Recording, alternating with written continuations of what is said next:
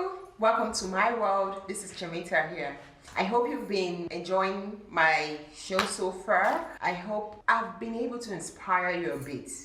This particular topic, I'm going to talk about who is right, who is wrong. It's basically one of the first time I'm going to let you see my scars, because on this particular topic of who is right, who is wrong, I want to talk about divorce. While I can relate to this topic is because I'm a prime example. Got married for like 3 years, or was it 2 years? Then got divorced. Most people think I should get angry over the divorce, or I should get mad about the divorce. But the honest truth is, I am grateful for the divorce. I am grateful that he gave me the divorce. As much as I try to get mad at girls who stay in relationships of marriages that they should have walked out of, I discovered I really didn't have a stage to stand on. I have no leg to be able to condemn them, because the only reason I am one of the lucky few who walked out of a marriage that I didn't have any business being in was because he gave me the divorce. If he didn't give me the divorce, I would have stayed in the marriage. And I would have stayed in it not because I believed in the marriage or because I wanted the marriage to work, but because of my twisted sense of, if I get divorced, all people think about me. If I get divorced, how do I explain to my mom? If I get divorced, how do I justify the fact that I'm a born-again Christian? So instead of getting out of the marriage and admitting my mistake, I stayed in it until he gave me the divorce. And when he gave me the divorce, he gave me the best gift he could have ever given me since I got married to him. I am grateful for the failure of my marriage, because in the failure of my marriage, I realized that the people who tell you to stay in an abusive relationship, an abusive marriage, a marriage that is not working out, are they right or are they wrong? You see, this is where the thing gets tricky. We are really in a generation where what is broken, instead of fixing it, to throw it away. And I can't in good conscience say our generation is right.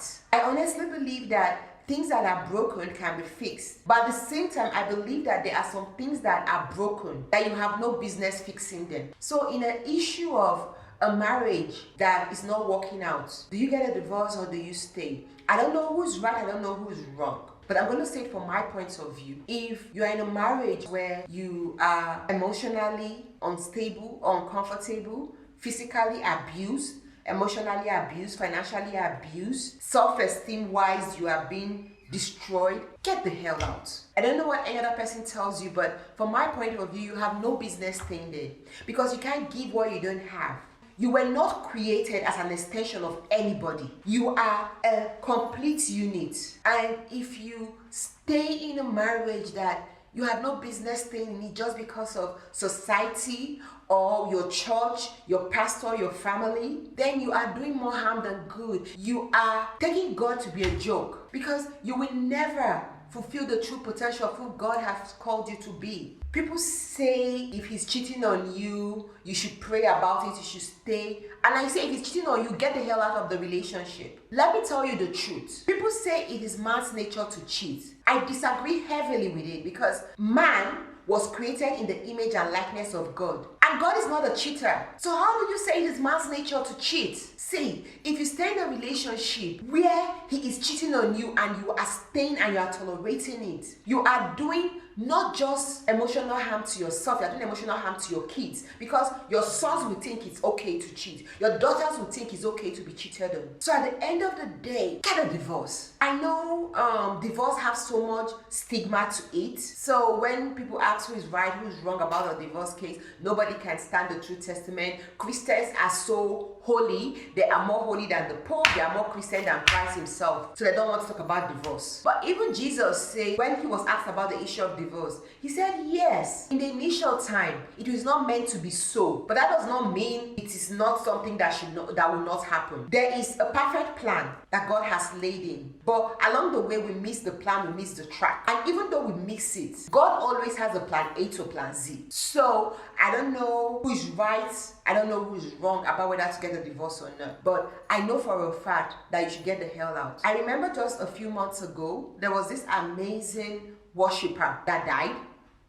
And it broke my heart that she died. But at the same time, I really wanted to go to her coffin, raise her from the dead, beat her before I allow her to die back. Do you know why? Because this was a girl that stayed in a relationship that was an abusive relationship. And the only reason she stayed in it was because her pastor told her that she should stay and she should pray about it. No offense to his church members, but pastor, I'm calling you out and I'm telling you, you are wrong. Your job is to shepherd the flock. And your flock was dying. The potential that God has put in her that would have changed the world. But because of your mentality of what is the right Christian behavior, you let her stay in a relationship that end up killing her. I keep telling people, the devil is not out to get born again believers to backslide. No, he would rather you die and go to heaven.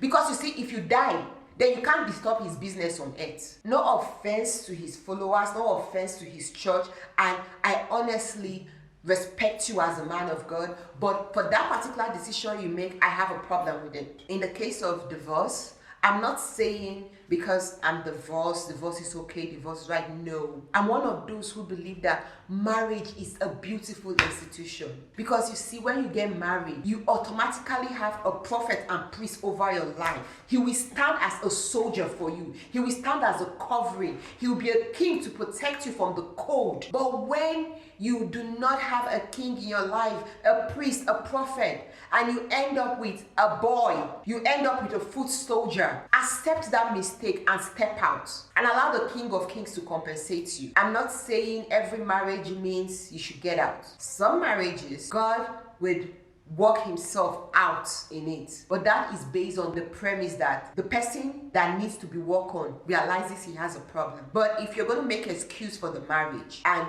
you are still praying for God to come and do something, is God will not do anything about it, because God lets you do things by yourself. That is the reason why he gives us free will. So in the issue of who's right, who's wrong, I don't know.